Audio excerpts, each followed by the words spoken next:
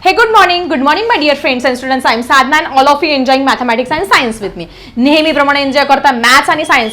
तुमचा जीसीडी आणि LCM 6 स्टँडर्डचा practice set 5.3 की जो शेवटचा प्रॅक्टिस सेट आहे पण जरा मोठा आहे. मग आपण पहिल्या व्हिडिओमध्ये क्वेश्चन नंबर 1 अगदी क्लिअर केला. दुसऱ्या व्हिडिओमध्ये आपल्याला हे सगळे वर्ड प्रॉब्लेम बघायचे आहे. तर पहिला वर्ड प्रॉब्लेम तुमच्या समोर आहे. Find the smallest 3 digit number that is divisible by 5, 10 and 15. चला बघूया फटाफट. 2 किंवा 3 मार्कला तुम्हाला परीक्षेला हे प्रश्न विचारला जातील. फक्त ह्याच परीक्षेला नाही, तुम्हाला स्कॉलरशिप कुठली NMMS कॉम्पिटिटिव्ह एक्झाम सगळीकडे ह्या प्रकारचे प्रश्न हे विचारले जातात. त्याच्यामुळे हा प्रश्न खूप महत्त्वाचा आहे. चला फटाफट लिहून घेऊया तुमच्या नोटबुक मध्ये. आता क्वेश्चन तुमच्या समोर आहे. पहिला क्वेश्चन 2 मार्क्ससाठी पेपरला विचारला जाईल. Find the smallest 3 digit number. अर्थ लगेच समजून घेऊया. 3 डिजिट नंबर म्हणजे 3 अंकी संख्या. फाइंड म्हणजे काय? शोधायची आहे. दॅट इज डिव्हिजिबल बाय, ज्याला या तिघांनी भाग गेला पाहिजे. कशाने? 5, 10 आणि 15 ने. मग त्यांनी सांगितलं 3 स्मॉलेस्ट या शब्दावरून कळेल तुम्हाला. जिथे मॅक्झिमम शब्द आला तिथे जीसीडी फाइंड करायचा, ग्रेटेस्ट कॉमन डिवायझर. जिथे स्मॉलेस्ट किंवा मिनिमम शब्द आला तिथे आपल्याला काय फाइंड करायचा असतो? LCM फाइंड करायचा असतो. काय? LCM फाइंड करायचा असतो. सो आपण आन्सरला सुरुवात करणार आहोत. तर कसं करणार? आता तुम्ही 6वीचे विद्यार्थी आहेत, नवीन विद्यार्थी आहेत, तुम्हाला वर्ड प्रॉब्लेम कसा सॉल्व्ह करायचा हे माहिती नाहीये. मी तुम्हाला नीट समजावून सांगते. तर मग आपण सगळ्यात पहिले काय करूया? फाइंड LCM ऑफ कशाचा? 5, 10 and 15चा LCM फाइंड करूया. आता LCMच्या 3 पद्धती शिकवल्या. लिस्टिंग मेथड शिकवली, व्हर्टिकल लेआउट मेथड शिकवली आणि प्राईम फॅक्टरायझेशन मेथड. आता साधी सोपी कुठली आहे ती वापरूया. आपण व्हर्टिकल लेआउट वापरूया फटाफट. 5, 10 and 15 लिहून घेऊया. शेवटी बघितलं 5, 10, 15, 5, 0, 5 म्हणजे 5 ने भाग जाणार आहे. सो 5च्या टेबलमध्ये 5 1 जा 5, 5 2 जा 10 आणि 5 3 जा 15. ठीक आहे, झालं. मग आता परत 1 1 येण्यासाठी 2 1 जा 2, परत 1 1 येण्यासाठी काय करणार? 3 ने भाग देणार. 3 1 जा 3, 3 1 जा 3. ठीक आहे, म्हणजे LCM काय आला तुम्हाला? पहिले LCM फाइंड केला. 5 × 2 × 3, 5 × 2 × 3. ठीक आहे, LCM काय आला याचा? Vertical layout. 5 दुने 10, 10 दुने 5 दुने 10, 10 त्रिक 30, 30 आला. 5 2 जा 10, 10 3 जा 30. LCM तिघांचा पण काय केला? आपण LCM फाइंड करून घेतला सगळ्यात पहिले. पण त्यांनी आपल्याला LCM विचारलंय का? नाही. त्यांनी विचारलं फाइंड द स्मॉलेस्ट छोट्यात छोटा 3 डिजिट नंबर. मग आपण त्यांनी जे सांगितलं ते लिहून घेऊया. Smallest 3 digit number. 3 digit number. त्यांनी आपल्याला स्मॉलेस्ट 3 डिजिट नंबर सांगितलेला आहे की ज्याला या तिघांनीही भाग गेला पाहिजे. मग आता आपल्याला LCM जर 30 मिळाला आहे, मग आपण 30चा जर मल्टिपल्स लिहित गेलो, मल्टिपल्स ऑफ 30 जर 30चे मल्टिपल लिहित गेलो किंवा 30चा पाडा, 30चे मल्टिपल म्हणजे 13चा पाडा लिहायचा. 3 1 जा 3, 3 2 जा 60, 90 नंतर 120, 3 1 3, 3 2 6, 3 3 9, 3 4 12, 3 5 15, 3 6 18. कुठपर्यंत लिहायला जायचं आपल्याला? Smallest 3 digit. मग आता तुम्ही लक्षात घ्या, हे 2 डिजिट आहे, हा 2 डिजिट आहे, हा 2 डिजिट आहे. मग याच्यानंतर तुम्हाला मिळाला कुठला? Smallest 3 digit. किती आला? 120. मग आपला आन्सर काय आलं? आन्सर तुम्हाला इथे मिळालेला आहे. आन्सर मिळालेला आहे किती? 120. स्मॉलेस्ट 3 डिजिट नंबर काय आला तुमचा? स्मॉलेस्ट 3 डिजिट नंबर किती आला? 120 आला. आन्सर मिळालं तुम्हाला. इथे तुम्ही लिहा स्मॉलेस्ट 3 डिजिट नंबर. पण त्यांनी जी आपल्याला अट दिली होती की त्याला 5, 10 आणि 15 ने भाग गेला पाहिजे. मग आपण इथे टॅली करूया, पडताळा करूया की आपलं उत्तर बरोबर आहे का. आता एवढं हेच उत्तर आहे तुमचं. हे आपण टॅली करून बघूया. पहिले आपण LCM फाइंड केला व्हर्टिकल लेआउट मेथडमध्ये. LCM 30 आला. मग त्यांनी स्मॉलेस्ट 3 डिजिट नंबर म्हणून मी काय केलं? मल्टिपल्स ऑफ 30 लिहायला सुरुवात केले. ते आले आणि 120 मला उत्तर मिळालेलं आहे. पण माझं उत्तर बरोबर आहे की नाही हे टॅली करणं पण खूप गरजेचं आहे. मग मी टॅली करते. 120ला 5 ने भाग जातो का? येस. इथे देऊन बघा 120ला 5 ने.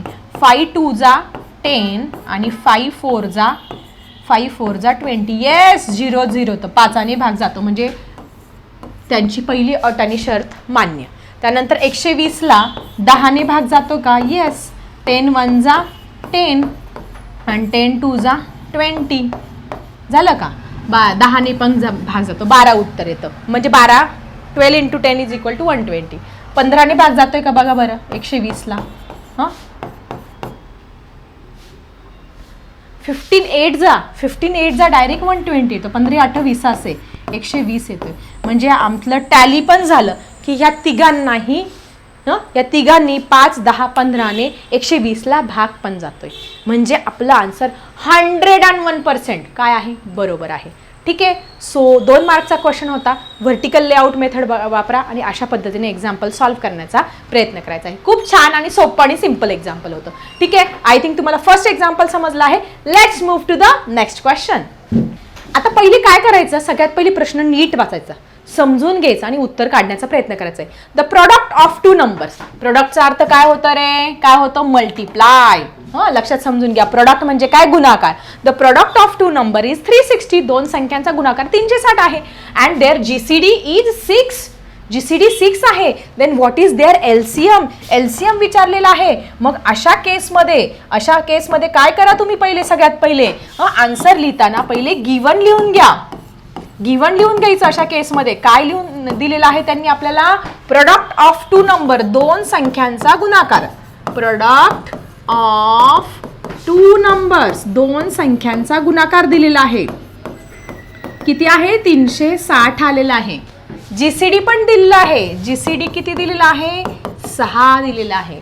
What is LCM? एलसीएम तुम्हाला शोधायला लावलेला आहे. म्हणजे काय शोधायचं हे पण तुम्हाला समजून चुकलं आहे की आपल्याला काय शोधायचं आहे? एलसीएम. मग आता तुमच्या लक्षात येतं का ह्या लेसनमध्ये सगळ्यात शेवटी एक फॉर्म्युला सांगितला होता? आठवते तुम्हाला? काय फॉर्म्युला होता रे? काय फॉर्म्युला होता? आठवतंय? That is GCD. GCD into LCM is equal to product of two numbers.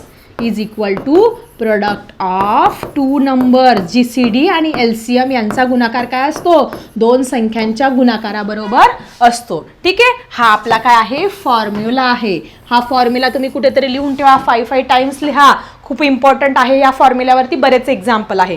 मग या फॉर्म्युल्यामध्ये आपल्याला काय करायचं? फक्त आपल्याला या फॉर्म्युल्यामध्ये किमती टाकायचं काम करायचं आहे. मग आता जीसीडी किती दिलेला आहे? 6. मग आता ह्या इथे याच्याऐवजी किंमत काय टाकूया आपण? 6 टाकूया. एलसीएम माहिती आहे का तुम्हाला? No, we don't know the LCM. So LCM as it is ठेवूया. त्यानंतर product of two numbers. Yes, product of two number पण दिलेला आहे. किती दिलेला आहे? 360. तो 360 लिहून घेऊया. घेतला लिहून. किती सोपं आहे बघा. फक्त एक फॉर्म्युल्यावरती आपलं उदाहरण सोडवलं जाणार आहे. मग आता आपल्याला काय काढायचं आहे? मग देअरफॉर बघा, गणितामध्ये हे 3 डॉट म्हणजे काय रे? 6वीचे विद्यार्थी तुम्हाला माहिती नाही हे 3 डॉट म्हणजे काय? देअरफॉर. मग therefore LCM is equal to 360. आता गणितामध्ये एक नियम आहे. जर इकडे मल्टिप्लाय असतं आणि ही लक्ष्मण रेषा असते, या लक्ष्मण रेषा ओलांडली ना, मल्टिप्लायचं काय होतं? डिवायडेशन होतं. इकडे प्लस असलं की इकडे मायनस होतं. इकडे मायनस असलं की इकडे प्लस होतं. हा गणिताचा नियम आहे, तो तुम्ही समजून घ्या. मग इकडे काय आहे? मल्टिप्लाय बाय 6 आहे. इकडे काय करायचं? त्याला खाली न्यायचं म्हणजे डिवाइड बाय 6 होईल. काय होईल? Divide by 6. आणि आता आपण भाग देऊया. 6च्या टेबलमध्ये 36, 6 जा 36 आणि 6 0 जा 0. Therefore we got LCM. आपल्याला फायनली एलसीएम मिळालाय. किती मिळाला बाळांनो? एलसीएम आला आपला 60. किती आला? एलसीएम 60 आला. आपलं फायनल आन्सर पण आपल्याला मिळालेलं आहे. पण आपलं उत्तर बरोबर आहे की नाही? टॅली करू शकतो ना आपण? टॅली आलंच पाहिजे म्हणजे आपलं कन्फर्मेशन होतं. जसं आपण कुठेतरी गावाला फिरायला दुसरीकडे जायचं, आपण बुकिंग करत असतो दुसऱ्या राज्यात वगैरे बुकिंग, तसं मग आपला आन्सर एकदम राईट आहे हे बुक होऊन जातं हे आन्सर. मग आपण हा फॉर्म्युला वापरणार GCD into LCM is equal to product of two numbers. किमती टाकणार, उत्तर मिळालं. पण आपलं उत्तर बरोबर आहे की नाही बघा. जीसीडी किती आला?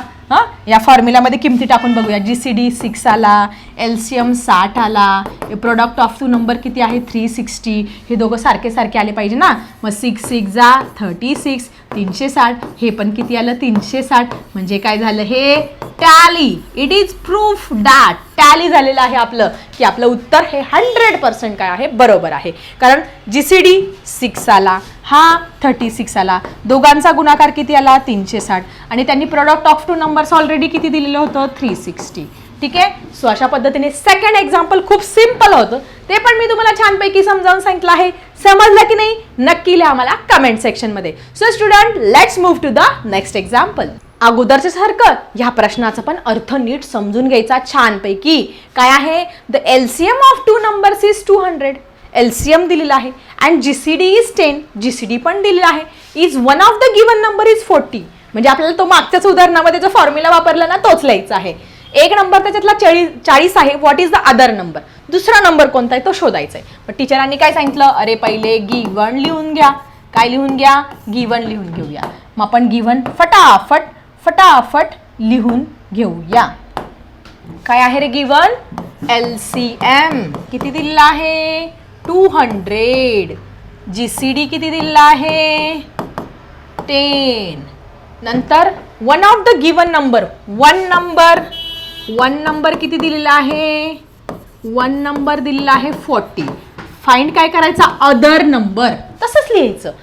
वन नंबर बघा, वन नंबर कुठून दिलेलं आहे बघा, one of the given number. So one number लिहिलं आणि अदर नंबर तुम्हाला शोधायचा आहे. अदर नंबर माहिती का आपल्याला? No, we don't know the other number. Okay. आता त्याच्यानंतर आपण छानपैकी आपला फॉर्म्युला लिहिणार आहे. फॉर्म्युला काय आहे आपला? GCD into LCM is equal to product of two numbers. हा काय झाला तुमचा? हा तुमचा झाला फॉर्म्युला झाला. या फॉर्म्युल्यामध्ये आता फक्त आपल्याला किंमत टाकायची ना आपला आन्सर आपल्याला मिळेल. याच्यामध्ये फक्त व्हॅल्यू पुट करायच्या आहेत. मग जीसीडी किती आला रे?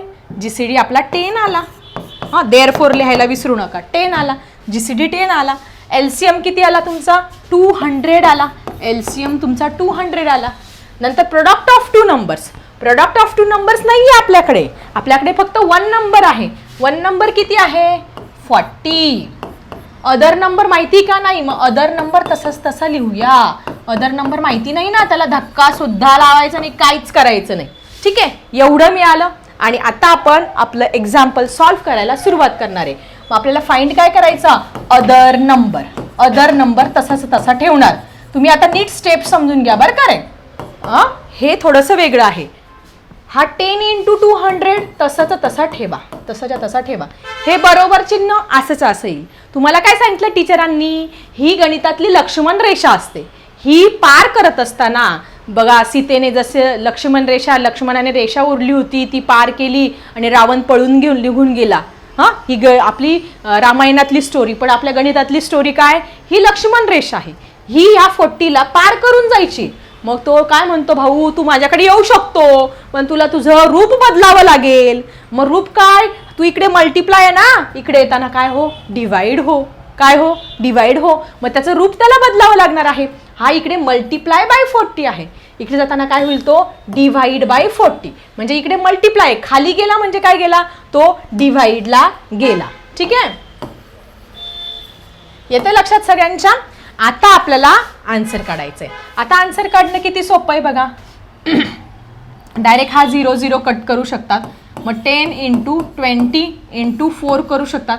4च्या टेबलमध्ये 4 1 जा 4, 4 5 जा 20 आणि 10 इंटू 5 म्हणजे अदर नंबर तुम्हाला अशा पद्धतीने मिळालेला आहे. अदर नंबर काय मिळाला? 10 इंटू 5 किती झाले तुमचे?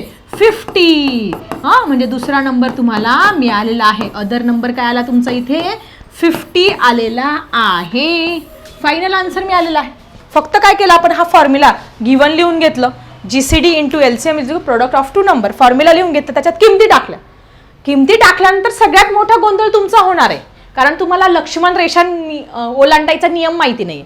मग लक्षात ठेवायचं, हा असा ठेवला. हा 40 लक्ष्मण रेषा ओलांडताना तो डिवाइडला गेला आणि मग भाग दिला. हा भाग पण देता आला पाहिजे. 0 मी कट केला. त्याच्यानंतर 4 5 जा 20 केलं. मग 10 इंटू 5चा मल्टिप्लाय केलं किती आलं? 50. अदर नंबर किती आला? 50. अभी हम करेंगे टैली मार्क. अभी हम क्या करेंगे? टैली करेंगे. कैसे टैली करेंगे कि हमारा आंसर राइट है क्या नहीं. आता इथे किती आहे? 10 इंटू जीसीडी 10, एलसीएम 200 पहिला नंबर 40, दुसरा नंबर किती आला 50. दोघं सेम सेम आले की उत्तर बरोबर. मग 200 × 10 किती झाले तुमचे? याच्यामध्ये फक्त एक शून्य वाढव, 2000 झाले. किती झाले? 2000. इकडे पण 2000 उत्तर यायला पाहिजे. कसं रे? 4 5 20, 4 5 20, त्याच्यावरती हे 2 शून्य देऊन टाका. आलं ना? दोघं पण दोन्ही ठिकाणी किती आले? 2000 आले. म्हणजे आपलं आन्सर 100% बरोबर आहे. येते लक्षात? So the LCM of two numbers is 200, GCD is 10, is one of the given number is 40. What is the other number? The other number is 50. Answer काय लिहिणार? Other number is 50. So in this way we solve third example also. Let's move to the next example. So student, next example तुमच्या समोर आहे. A farmer has 250 kilogram of wheat. प्रश्नाचा अर्थ पहिले नीट समजून घ्या. एक शेतकरी आहे, त्याच्याकडे गहू आहे. किती? 250 किलो गहू आहे भाऊकडं. 250 किलो वीट आहे. अँड 150 किलोग्राम ऑफ ज्वार, आणि ज्वारी पण आहे त्याच्याकडे. किती? 150 किलो आहे. Both grains are to be filled in a sacks. दोन्ही धान्य त्याला पोत्यांमध्ये भरायचं आहे. So that their weight will be same. दोघांचं वजन काय आलं पाहिजे? सेम आलं पाहिजे. What is the maximum? Yes, इथं सगळ्यात महत्वाचं प्रश्नाचं उत्तर मिळालं. मॅक्झिमम. टीचरांनी काय सांगितलं? ज्यावेळेस तुमच्या वर्ड प्रॉब्लेम मध्ये मॅक्झिमम शब्द आला की आला, डोकं लावायचंच नाही. डायरेक्ट दिमाग की बत्ती, लगेच तुमची काय झालं पाहिजे? दिमाग की बत्ती. जसा प्रकाश पडतो ना तसा प्रकाश पडला पाहिजे. अरे मॅक्झिमम शब्द आला म्हणजे काय? GCD, greatest common divisor. आणि मिनिमम, ज्यावेळेस तुमच्या उदाहरणामध्ये मिनिमम हा शब्द आला की LCM फाइंड करायचं, किंवा लोवेस्ट किंवा स्मॉलेस्ट लिहून घ्या बरं का, हे खूप इम्पॉर्टंट आहे. स्मॉलेस्ट किंवा लोवेस्ट शब्द आला की काय करणार तुम्ही? हे 3 शब्द आले की लोवेस्ट, स्मॉलेस्ट. आणि इथे काय? मॅक्झिमम आला, बिगेस्ट आला, बिगेस्ट शब्द आला, किंवा ग्रेटर शब्द आला. हे 3 शब्द कुठेही दिसले तर तुम्ही GCD फाइंड करायचा. Biggest, greater, maximum. आणि मिनिमम, स्मॉलेस्ट आणि लोवेस्ट शब्द दिसला की काय करणार तुम्ही? सरळ LCM फाइंड करणार. आपल्याला कुठला शब्द मिळाला? मॅक्झिमम. म्हणजे काय फाइंड करायचं या उदाहरणामध्ये? समजलं तुम्हाला? GCD, weight of grain that can be filled in each sack. मग दोन्ही वजन सेम आले पाहिजे. मग त्या पोत्यांमध्ये जास्तीत जास्त किती धान्य भरलं पाहिजे? येस, उदाहरण तुम्हाला स्पष्ट झालं आहे की आपल्याला इथे काय करायचं आहे? तुमचा GCD फाइंड करायचा. मॅक्झिमम शब्दावरून कळून गेलं आहे. सो आन्सर, आपण जाणार आहोत आपल्या आन्सरकडे. काय आहे आन्सर मध्ये? आपण डायरेक्ट मॅक्झिमम शब्दावरून डायरेक्ट करू शकतो. To find the GCD of 250 and 150 kg. So GCD of 150 and काय रे 250, याचा आपण GCD फाइंड करूया. GCD फाइंड करणं सोपं कुठलं? व्हर्टिकल लेआउट मेथडने. आपण ते सोपी पद्धत आहे. मग 150 आणि इथे 250 मी लिहून घेते आणि व्हर्टिकल लेआउट मेथडनी फटाफट फाइंड करून घेते. शेवटी 0 0 आहे, 5 5 आहे. मग 5ने भाग देणं अगदी सोपं आहे. सो 5 3 जा 15, 5 3 15, 5 0 जा 0, परत 5 5 जा 25, आणि परत 5 0 जा 0 आलं. ठीक आहे. त्याच्यानंतर आपण काय करू शकतो? याला परत 5ने भाग देऊ शकतो. 5च्या टेबलमध्ये 5 6 जा 30, आणि 5 1 जा 5 आणि 5 0 जा 0. ठीक आहे. 6 आणि 10 पण एका टेबलमध्ये येतात. कुठल्या? 2च्या. 2 3 जा 6 आणि 2 5 जा 10. आता हे दोघं कोणत्याच पाड्यात येत नाही. म्हणजे 3 3च्याच टेबलमध्ये येणार. 3 1 जा 3, 5 ॲज इट इज. परत 5 घेणार आणि 5 1 जा 5. शेवटी 1 1 आलं पाहिजे. अशा पद्धतीने करा. म्हणजे तुमचे कॉमन फॅक्टर कुठले आले? हे आले. अनकॉमन फॅक्टर कुठले आले? 3 आणि 5 आले. आपण काय केलं? अशा पद्धतीने. आता याच्यामध्ये उत्तर काय विचारलं त्यांनी? Maximum weight. So maximum weight विचारलेलं आहे. म्हणजे तुम्ही काय लक्षात ठेवायचं? मॅक्झिमम शब्द आला री आला की काय सांगते तुम्हाला? मॅक्झिमम शब्द आला री आला की काय करायचं? मॅक्झिमम म्हणजे काय? GCD. मिनिमम म्हणजे LCM. सो GCD फाइंड करायचा. आणि GCD तर ऑलरेडी आपल्याला मिळालेला आहे. काय आहे तुमचा GCD? GCD म्हणजे कॉमन फॅक्टर्स. मग या तिघांनाही कशाने भाग जातो? ह्या 3 कॉमन फॅक्टरने. 5 × 5 × 2. सो GCD काय आहे तुमचा 5 × 5 × 2. मग GCD काय आला 5 5 जा 25 25 2 जा 50 म्हणजेच 50 kg. ते आपण प्रत्येक पोत्यामध्ये किती धान्य भरू शकतो 50 किलो धान्य भरू शकतो. किती धान्य भरू शकतो आपण 50 किलो धान्य भरू शकतो. मग आता तुम्हाला 3 जर मार्क मिळवायचे असेल तर पूर्ण वाक्यात उत्तर लिहावं लागेल. म्हणजे व्हर्टिकल लेआउट मेथडने सगळ्यात पहिले आपण काय केलं याचं GCD फाइंड करून घेतला. आणि GCD मॅक्झिमम शब्द आहे म्हणजे GCD पर्यंत. जर तुमचा मिनिमम असेल तर मग पुढे LCM पर्यंत जायचं आहे. LCM पर्यंत जाण्याची गरज नाही. मग what is the maximum weight of grain that can be fill in each sack. मग व्हॉट इज काढून घ्यायचं. व्हॉट इज द पासून लिहायला सुरुवात करा. पूर्ण ओळ तशीच तशी लिहा. The maximum weight of the grain that can be fill in each sack is 50 kg. पूर्ण वाक्यात तसं आपण लिहूया. ही ओळ लिहिते मी कॉपी करून. फक्त टेन्शन घ्यायची गरज नाही. आपण तिथूनच कॉपी पेस्ट करतोय फक्त. Filled in each sack. बघा उत्तर कुठून लिहिलं मी. इथं तशी ओळ कॉपी केली की नाही बघा. The maximum weight of grain that can be fill in each sack. फक्त हे उत्तर टाकलं 50 किलो. प्रत्येक पोत्यामध्ये आपण किती धान्य भरू शकतो 50 किलो. मॅक्झिमम प्रत्येक पोत्यामध्ये 50 किलो धान्य भरू शकतो. सो अशा पद्धतीने या प्रश्नाचं उत्तर पण आपल्याला मिळालेलं आहे. आणि आपला चौथा प्रश्न पण इथे झालेला आहे. 5वा प्रश्न बघूया आपण. सो स्टुडंट आता आपण बघणार आहोत आपलं 5th नंबरचं एक्झाम्पल. तर फर्स्ट ऑफ ऑल काय करायचं तुम्हाला कुठलाही वर्ड प्रॉब्लेम आला तर पहिले तो वर्ड प्रॉब्लेम जो आहे तो व्यवस्थित रीड करायचा. पहिली स्टेप. त्यानंतर त्याचा अर्थ समजून घ्यायचा. त्यातले शब्द वाचायचे. आणि मग काय करायचं. आता GCD आणि LCM आहे. टीचरांनी काय सांगितलं. GCD असेल तर कुठला शब्द मॅक्झिमम, ग्रेटर, बिगर असा शब्द असेल तर GCD फाइंड करायचा. आणि मिनिमम, लेस दॅन हे शब्द असेल तर तुम्हाला LCM फाइंड करावं लागणार आहे. मग आता ह्या एक्झाम्पलमध्ये काय फाइंड करायचं बघा बरं आपल्याला. 3 friends were practising running on circular track.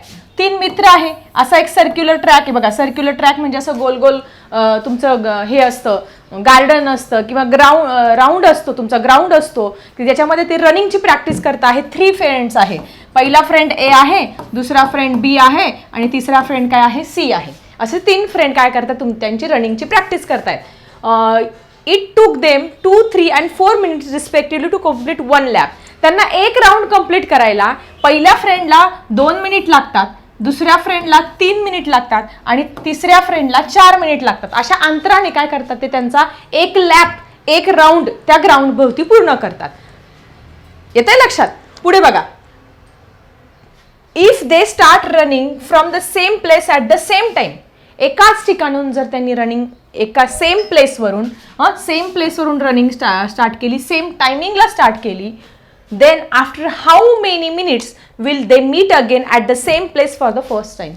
ते तिघही मित्र एकाच ठिकाणी किती वेळाने किती मिनिटाने येऊन भेटतील असा प्रश्न आपल्याला विचारलेला आहे.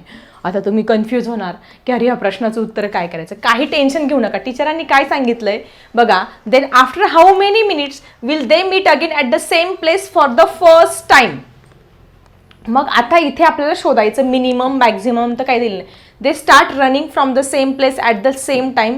Then after how many minutes they meet again at the same place. म्हणजे किती मिनिटांनी किती मिनिटांनी कमीत कमी किती मिनिटांनी. LCM काय करावं लागणार आहे आपल्याला इथे याचा LCM फाइंड करावा लागणार आहे. आता मी हे कसं काय ओळखलं की इथे LCM फाइंड करायचं आहे. तुम्ही म्हणाल टीचर तुम्हाला कसं काय समजलं.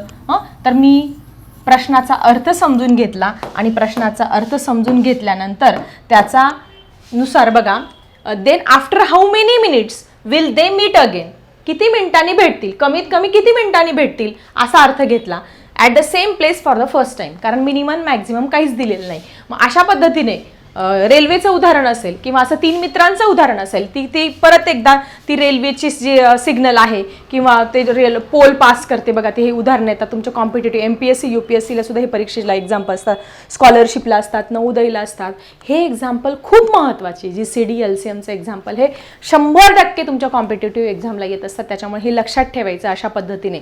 मग ते रेल्वेचं उदाहरण असेल किंवा हे 3 मित्र एकमेकांना कधी भेटतील, परत किती वेळाने मिळतील, असं ती घंटा किती वेळाने वाजेल, अशा प्रकारचे उदाहरण आले की लक्षात ठेवायचं तिथे LCM फाइंड करायचं आहे. सो आन्सरमध्ये आपण काय करणार आहोत to find LCM of LCM find करणार आहोत. कशाचा LCM फाइंड करायचा आपल्याला? संख्या कुठल्या कुठल्या दिलेल्या आहे? 2, 3 and 4. 2, 3 and 4 याचा काय करणार आहोत आपण? सगळ्यात पहिले LCM फाइंड करणार आहोत. आता LCM फाइंड करणं किती सोपं आहे. व्हर्टिकल लेआउट मेथड वापरा आणि LCM फाइंड करा, काही प्रॉब्लेम नाही आहे. किंवा प्राईम फॅक्टरायझेशन मेथड केली तरी चालणार आहे. तुम्ही म्हणाल ती मेथड करते मी. 2चे फॅक्टर जर मी पाडले, 2 1 जा 2 झालं. 3चे फॅक्टर पाडले, 3 1 जा 3 because it is prime number. Prime number आहे. आणि 4चे फॅक्टर 4, 2 2 जा 4 आणि 2 1 जा 2. सो अशा पद्धतीने आपण जर फॅक्टर्स लिहिले, factors of 2, factors of 3, therefore हे लिहायला विसरायचं नाही. फॅक्टर्स ऑफ 4 लिहून घेऊया. 2चे फॅक्टर्स काय आले रे? 2 × 1, 2 1 जा 2 because it is prime number. 3चे फॅक्टर 3 1 जा 3 it is also prime number. आणि 4 हा कंपोजिट नंबर आहे, 2 × 2. ठीक आहे, इथपर्यंत सगळ्यांना आय थिंक क्लिअर झालं असेल. नेक्स्ट आपण जाणार आहोत आता. नेक्स्ट काय करायचं आहे आपल्याला? याच्यातले कॉमन फॅक्टर्स लिहायचे आहेत. LCM फाइंड करायचं म्हणजे कॉमन फॅक्टर्स लिहायचे, कॉमन आणि अनकॉमन फॅक्टर्स. चला तुम्ही मला सांगा कॉमन फॅक्टर्स कुठले आहे? तिघांमध्ये कॉमन फॅक्टर काय आहे तुमचा? 1 1 आणि इथे 2 × 1 पण आहे बघा, इथे शेवटी 1 आहे. तिघांमध्ये काय आहे? 1 हा कॉमन फॅक्टर आहे. एकही दुसरा 1 शिवाय दुसरा कुठलाही कॉमन फॅक्टर नाही आहे. ठीक आहे, त्याच्यानंतर आपण पुढे जाणार आहोत अनकॉमन फॅक्टर्सकडे. उरलेले जे आहेत ते काय आहे तुमचे? Uncommon factors. अनकॉमन फॅक्टर्स सगळे एकत्र करून देणार आहोत आपण. मग आता अनकॉमन फॅक्टर्स कुठले उरले? इथे 2 उरला, इथे 3 उरला आणि इथे हे 2 उरले. ठीक आहे, पण आपण याच्यामध्ये काय करत असतो माहिती तुम्हाला? ह्याच्यामध्ये आणि ह्याच्यामध्ये दोघांमध्ये 2 2 कॉमन येतोय. मग आपण हा 2 2 घेऊ शकतो. म्हणजे हा 2 आणि हा 2 हे कॉमन कशामध्ये घेऊ शकतो? फॅक्टर्स ऑफ 2 and 4 मध्ये 2 हा कॉमन येतो आहे. Okay, factors common factors between कशामध्ये कॉमन फॅक्टर्स लिहायचे आहेत आपल्याला? Between 2 and 4. बिटवीन 2 and 4 याच्यामध्ये कॉमन फॅक्टर काय येते तुमचा? 2 येतो आहे.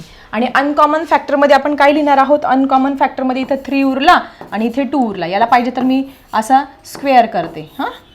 बघा याच्यामध्ये 2 2 आला म्हणून यांच्यामधला 2 2 डबल लिहिण्याऐवजी आपण काय केलं?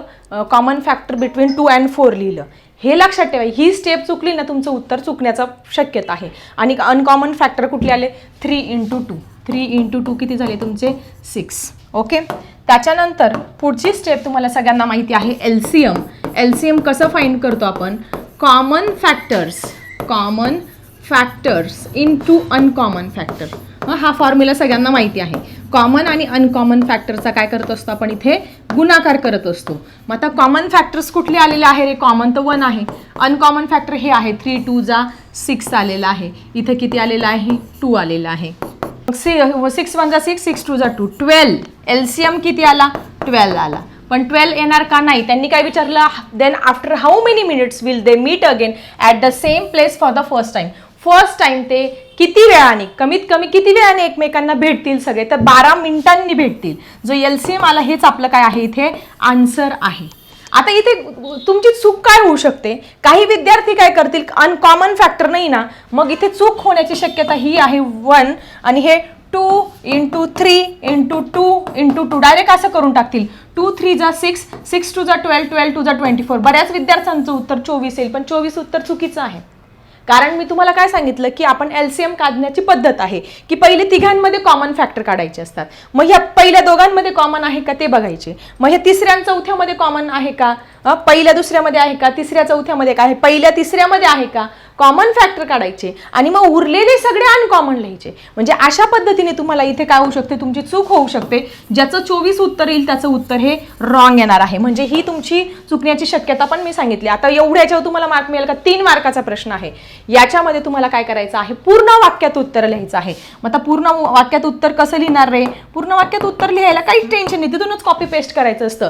Then after how many minutes they will meet again. मग इथे लिहायचं देन दे मीट अगेन, हे वाक्य कॉपी करणार, दे मीट अगेन इथपासून, they meet again at the same place for the first time after 12 minutes. 12 मिनिटांनी ते सगळे तिघं जे मित्र आहे ते एकमेकांना परत भेटतील. जरी त्यांनी एकाच वेळेस राऊंड सुरू केला, सगळं एकाच वेळेस सुरू केलं, एकाच प्लेसपासून सुरू केलं, तर ते 12 मिनिटांनी एकमेकांना येऊन भेटली. पहिल्याला जरी 2 मिनिटांनी, 3 मिनिटांनी, 4 मिनिटांनी अशा गॅपने जरी ते त्यांचा राऊंड कंप्लीट करत असेल, पण ज्यावेळेस ते एकाच वेळेस सुरू करतात ते 12 मिनिटांनी परत येऊन भेटणार.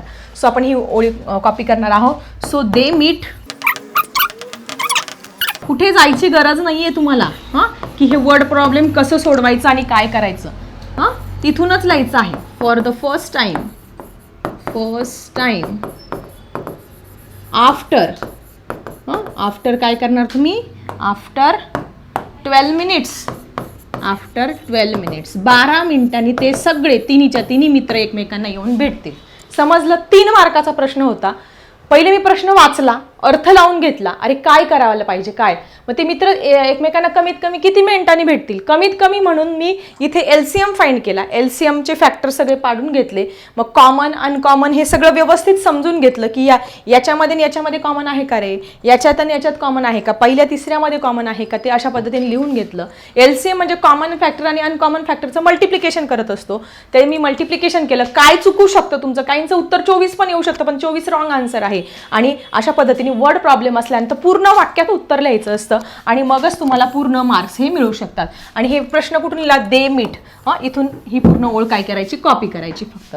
सो अशा पद्धतीने आपला 5 नंबरचा प्रश्न पण झालेला आहे. Let's move to the next question. पण त्याच्या अगोदर तुम्ही जर चॅनेलवरती नवीन असेल तर चॅनेलला सबस्क्राईब करा आणि बेल आयकॉन प्रेस करा, तुम्हाला जर फायदा होत असेल तर.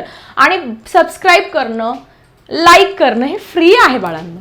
Next question, if the children in the class are line up 6 in each row and 8 in each row, म्हणजे विद्यार्थी आहे एका रांगेमध्ये किती पाहिजे, 1 2 3 4 5 अँड 6, आणि एका रांगेमध्ये किती पाहिजे, 8, 1 2 3 4 5 6 7 आणि 8. अशा पद्धतीने विद्यार्थी आपल्याला अरेंज करायचे आहे.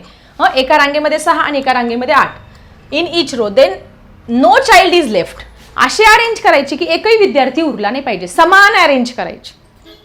6 एका रांगेत 6 8 कसे करा तुम्ही, पण एकही विद्यार्थी उरला नाही पाहिजे. त्यांची कंडिशन काय आहे, नो चाइल्ड इज लेफ्ट, एकही विद्यार्थी उरायला नको.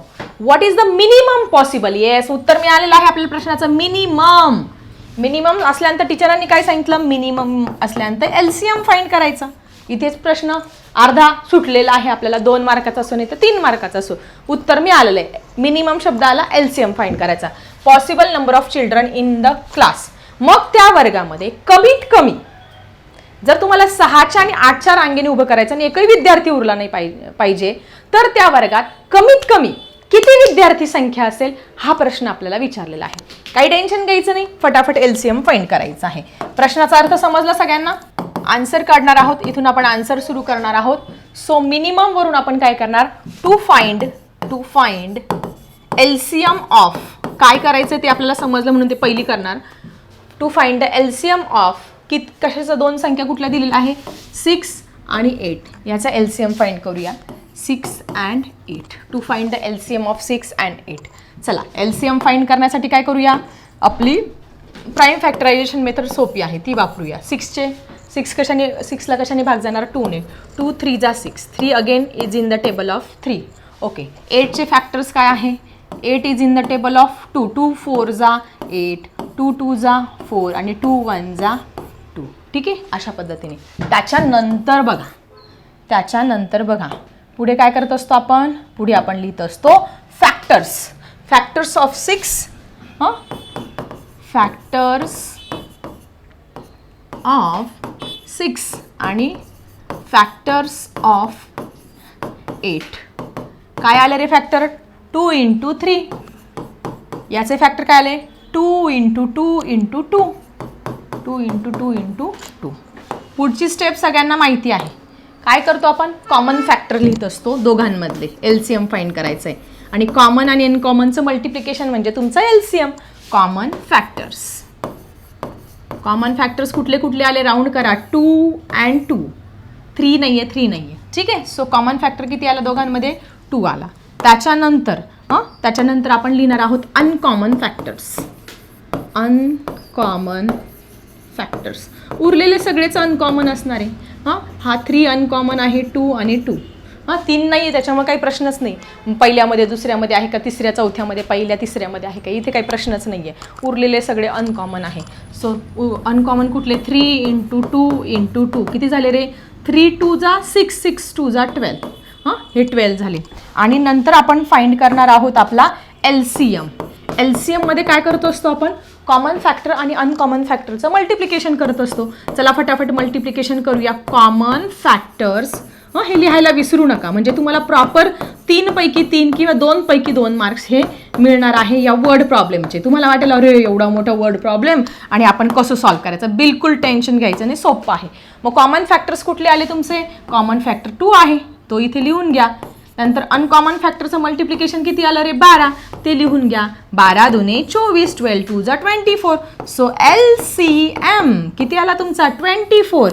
हेच तुमचा आन्सर आहे. पण 24च्या पुढे काय लावायचं, त्यांनी काय विचारलंय, what is the minimum possible number of children in the class.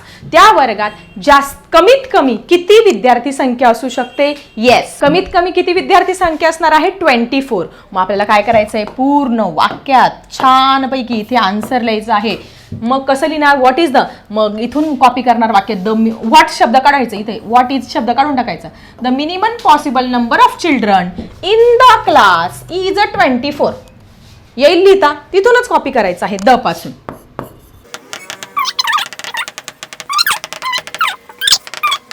Is 24. कमीत कमी त्या वर्गात किती विद्यार्थी संख्या असू शकते, 24 असू शकते. किती सोपा प्रश्न होता की 8 आणि 6च्या रांगा करायच्या, एकही विद्यार्थी उरला नाही पाहिजे. आणि मग त्या वर्गात पटसंख्या किती असेल किंवा विद्यार्थी संख्या किती असेल. मग मिनिमम शब्दावरूनच मला कळलं, अर्ध उत्तर मला तिथेच मिळालं की याचा LCM फाइंड करायचा.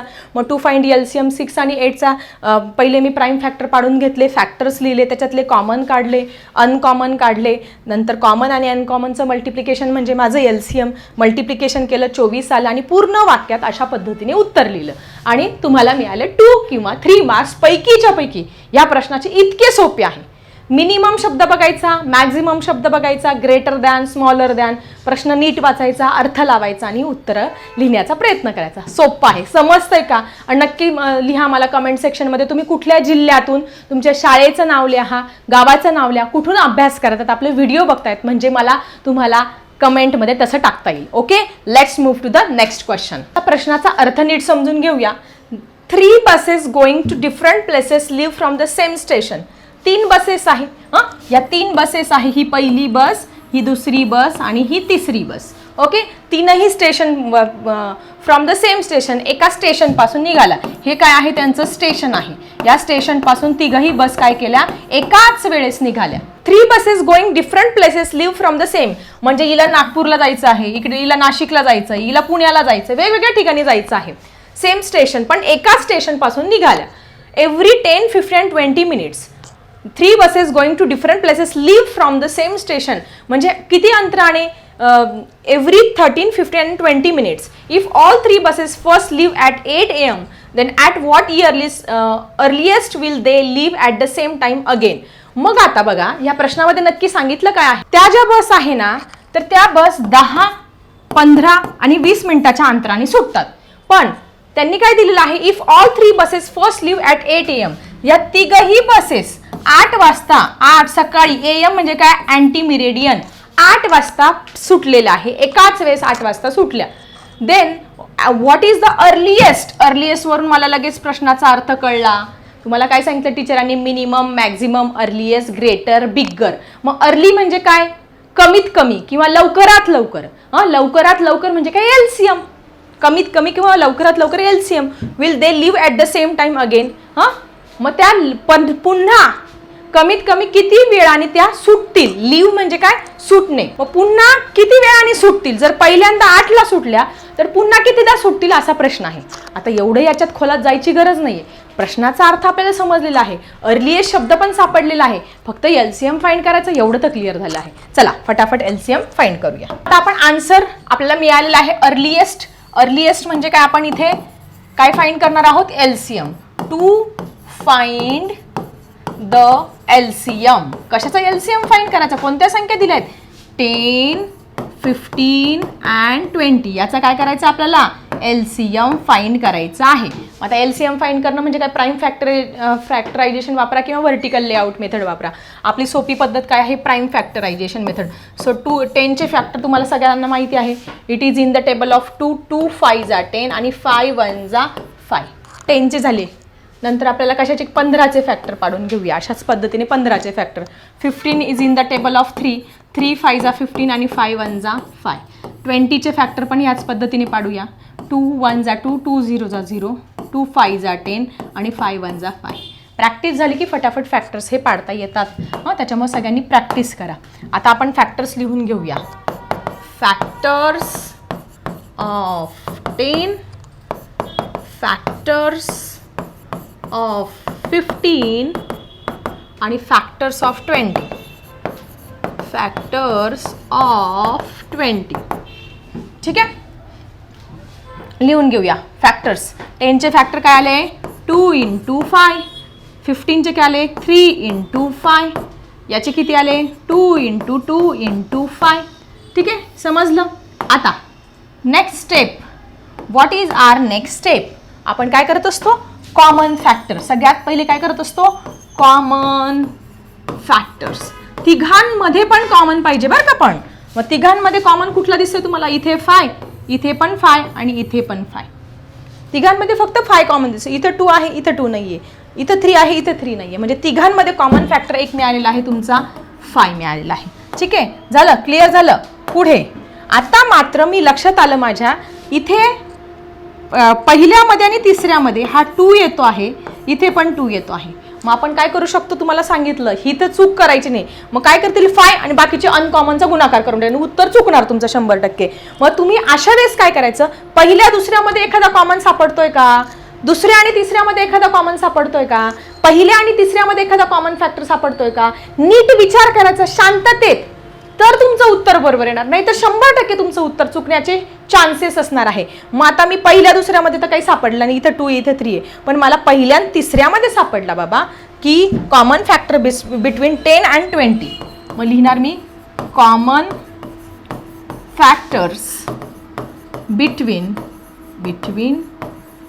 10 and 20. 10 आणि 20 मध्ये कॉमन फॅक्टर मिळाला. कुठला मिळाला? 2 मिळाला. 2 लिहिण्याऐवजी एकदाच लिहिला. आता उरलेले याच्यात आणि याच्यात पण नाही, कशातच नाही. उरलेले काय याला मी काय करते आता वेगळ्या पेनने दाखवते मी जरा.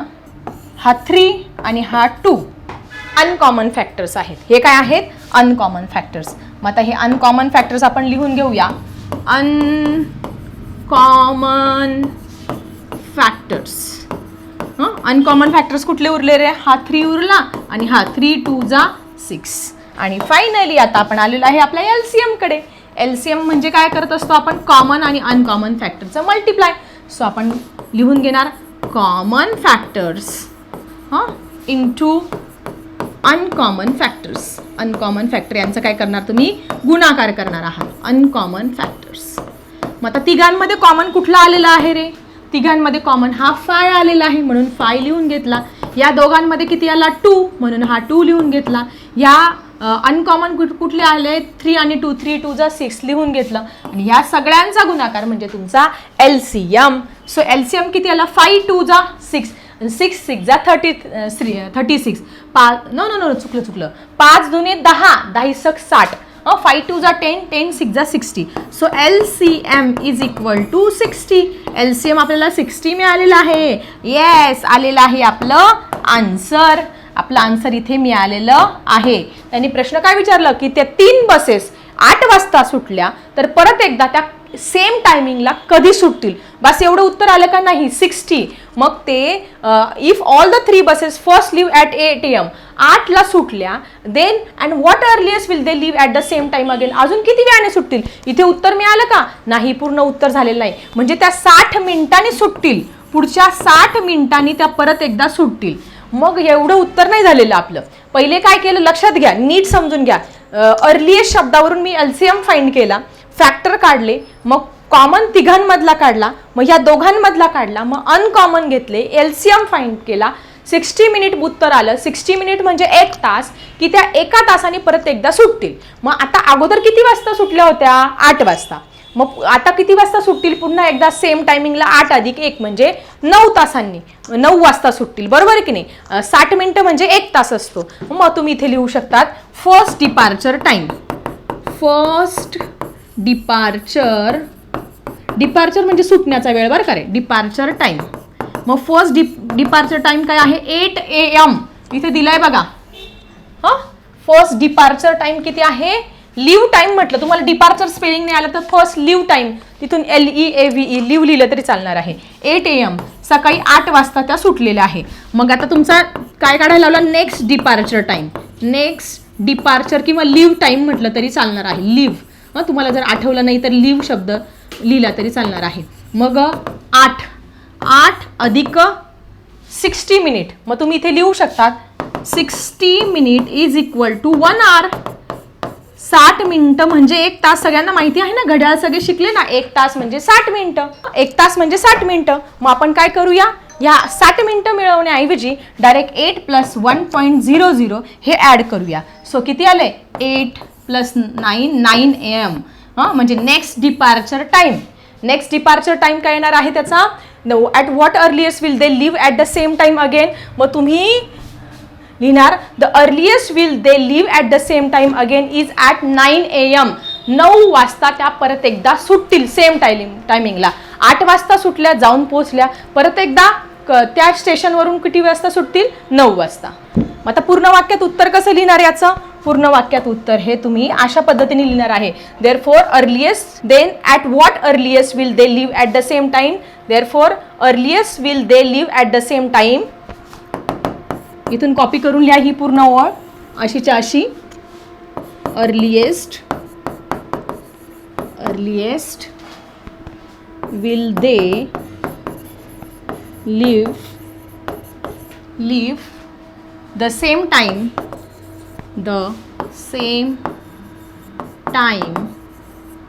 Again is 8 AM. 9 AM 9 वाजता सुटतील. पहिल्या किती वाजता सुटल्या होत्या 8 वाजता. आता किती वाजता सुटतील 9 वाजता. प्रश्नाचा अर्थ समजला. LCM फाइंड करून घेतला. LCM तुमचा 60 मिनिटं आला. आता 60 मिनिटं तुम्हाला सगळ्यांना माहिती, 60 मिनिटं म्हणजे काय 1 तास बरोबर 60 मिनिट. मग आपण काय करणार आहे, पहिली ती बस किती वाजता सुटली 8 वाजता सुटलेली आहे.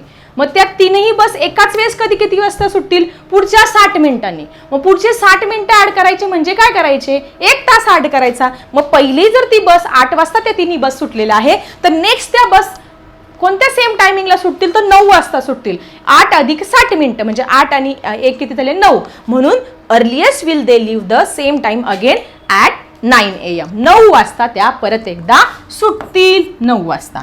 ठीक आहे. सो अशा पद्धतीने बाळांनो फायनली हा प्रॅक्टिस सेट 5.3 खूप मोठा होता. सेट 5.3 फायनली आपला इथे कंप्लीट झालेला आहे.